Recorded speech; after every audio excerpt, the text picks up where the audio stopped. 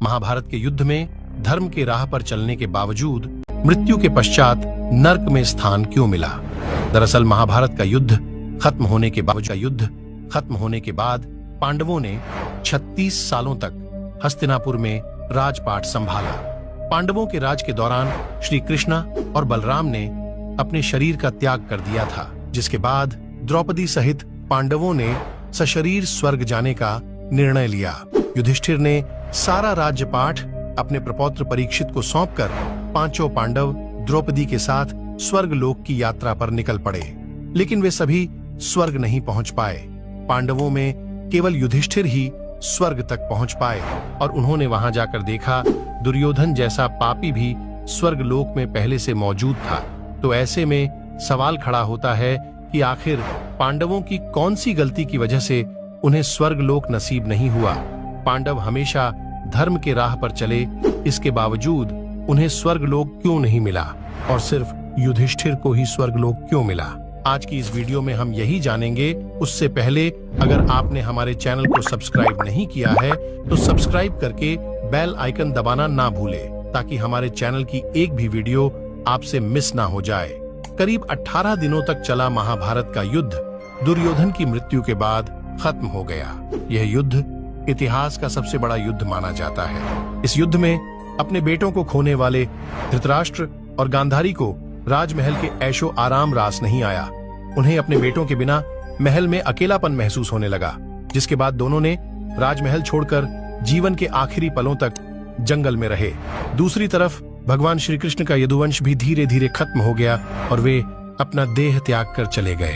पांडव उस समय शान से हस्तिनापुर पर राज कर रहे थे और 36 साल तक राज करने के बाद पांडवों को यह एहसास होने लगा था कि धरती पर अब उनका काम पूरा हो गया है और परीक्षित को राजा घोषित करने के बाद महर्षि वेदव्यास से आज्ञा लेकर पांचों पांडव द्रौपदी के साथ स्वर्ग की यात्रा पर चल पड़े। लेकिन स्वर्ग की इस यात्रा के दौरान अर्जुन लालच में अपने गांडीव धनुष और तरकश को नहीं छोड़ा था। यात्रा के दौरान पांचों पांडव कई पहाड़ों, नदियों और समुद्र की यात्रा करते हुए लाल सागर पहुंचे, जहां अग्निदेव प्रकट हुए और उन्होंने अर्जुन से गांडीव को छोड़ने को कहा, क्योंकि उनका काम भी तब तक पूरा हो चुका था। अग्निदेव को गांडीव और तरकश देने के बाद पांडव अपने मार्ग में आगे की ओर चल दिए, जहां एक कुत्ता भी उनके साथ साथ चलने लगा। जब पांडव ने उस कुत्ते के बारे में जानना चाहा तो युधिष्ठिर ने कहा, यह कुत्ता उनका वफादार है, इसीलिए उनके साथ साथ चल रहा है।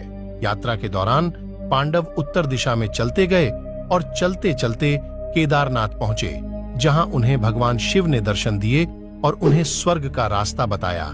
रास्ते में आगे उन्होंने रेत के समुद्र को पार किया और सुमेरु पर्वत के दर्शन किए और आगे चलकर बद्रीनाथ पहुंचे और वहां से आगे बढ़े तो सरस्वती नदी के उद्गम स्थल पर नदी को पार करना द्रौपदी के लिए कष्टधार हो गया था।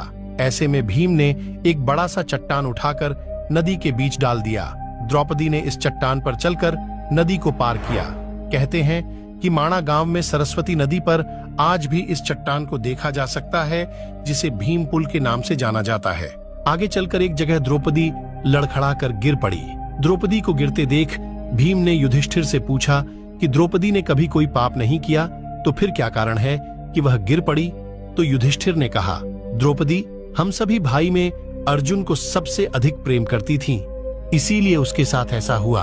ऐसा कहकर युधिष्ठिर द्रौपदी को देखे बिना ही आगे बढ़ गए। थोड़ी देर चलने के बाद सहदेव भी गिर गया। तो भीम ने पूछा, सहदेव क्यों गिरा? तो युधिष्ठिर ने कहा, सहदेव किसी को अपने जैसा विद्वान नहीं समझता था, इसी दोष के कारण वह गिर पड़ा। इसके बाद आगे चलकर नकुल भी गिर गया और वह भी अपनी यात्रा पूरी नहीं कर पाया। तो भीम ने इसका कारण पूछा तो युधिष्ठिर ने कहा, नकुल को अपने रूप पर बहुत घमंड था, इस वजह से वह भी स्वर्ग तक नहीं पहुंच पाया। थोड़ी देर बाद आगे अर्जुन भी गिर पड़े तो युधिष्ठिर ने भीम से कहा, अर्जुन को अपने पराक्रम और युद्ध कौशल पर बहुत घमंड था और उसने कहा था कि वह एक ही दिन में अपने सारे दुश्मनों को खत्म कर देगा, लेकिन ऐसा हुआ नहीं और यही कारण है कि आज इसकी यह दशा हुई। ऐसा कहकर युधिष्ठिर आगे बढ़ गए। थोड़ा और आगे चलने पर भीम भी गिर गए। तब भीम ने गिरते वक्त युधिष्ठिर से इसका कारण पूछा तो उन्होंने बताया कि तुम खाते बहुत थे और अपने बल का झूठा प्रदर्शन करते थे, इसीलिए तुम्हें आज भूमि पर गिरना पड़ा। यह कहकर युधिष्ठिर आगे चल दिए। केवल वह कुत्ता ही उनके साथ चलता रहा। युधिष्ठिर के कुछ ही दूर चलने के बाद उन्हें स्वर्ग ले जाने के लिए स्वयं देवराज इंद्र अपना रथ लेकर आ गए। तब युधिष्ठिर ने इंद्र से कहा, मेरे भाई और द्रौपदी मार्ग पर गिर पड़े हैं, ऐसी व्यवस्था कीजिए कि वे भी हमारे साथ चले। तब इंद्र ने कहा कि वे सभी शरीर त्याग कर पहले ही स्वर्ग पहुंच चुके हैं, लेकिन आप सशरीर स्वर्ग में जाएंगे। जिसके बाद युधिष्ठिर ने कहा कि यह कुत्ता भी मेरे साथ जाएगा, लेकिन इंद्र ने कुत्ते को ले जाने से मना कर दिया। काफी देर समझाने पर भी जब युधिष्ठिर कुत्ते के बिना स्वर्ग जाने के लिए नहीं माने, तो कुत्ते के रूप में यमराज अपने वास्तविक रूप में प्रकट हो गए। युधिष्ठिर को अपने धर्म में स्थित देखकर यमराज खुश हुए। इसके बाद इंद्र और युधिष्ठिर रथ में बैठकर स्वर्ग की ओर निकल पड़े। जब युधिष्ठिर स्वर्ग पहुंचे तो वह आश्चर्यचकित हो गए, क्योंकि स्वर्ग में दुर्योधन भी दूसरे देवताओं के साथ दिव्य सिंहासन पर बैठा हुआ है। जब युधिष्ठिर ने इंद्र से इसका कारण पूछा तो उन्होंने बताया कि दुर्योधन ने भले ही अपने जीवन में झूठ और अधर्म का साथ दिया था, लेकिन अर्जुन और भीम जैसे योद्धाओं को सामने देखकर बिना हिचकिचाए जिस बहादुरी से सामना किया था, उस पराक्रम और साहस की वजह से ही आज उसे यह पद मिला है। इसके बाद युधिष्ठिर ने देखा कि उनके भाई और द्रौपदी वहां नहीं है। तब उन्होंने देवराज इंद्र से अपने भाइयों से मिलने की इच्छा जताई और कहा, उनके भाइयों को जिस लोक में स्थान मिला है उन्हें भी उसी लोक में स्थान चाहिए।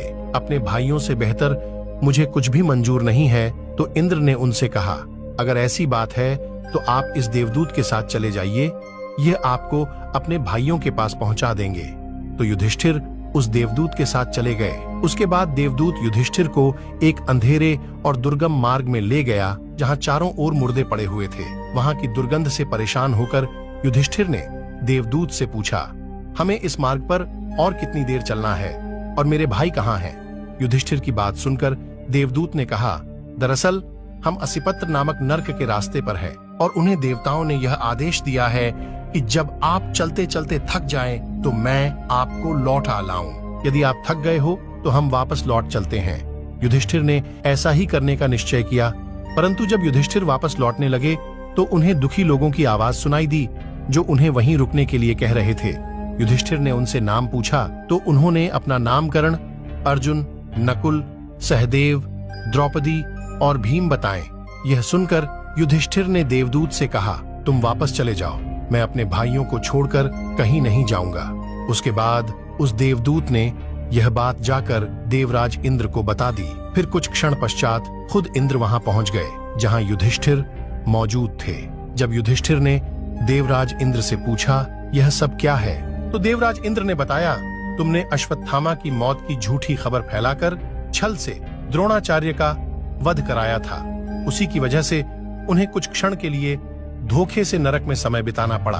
अब उन्हें स्वर्ग चलना है, जहां उनके भाई मौजूद हैं। इसके बाद युधिष्ठिर ने देव नदी गंगा में स्नान किया और मानव शरीर त्याग कर देव शरीर धारण किया, जिसके पश्चात वे स्वर्ग पहुंचे, जहां उनके सभी भाइयों के साथ श्री कृष्ण और द्रौपदी भी मौजूद थे।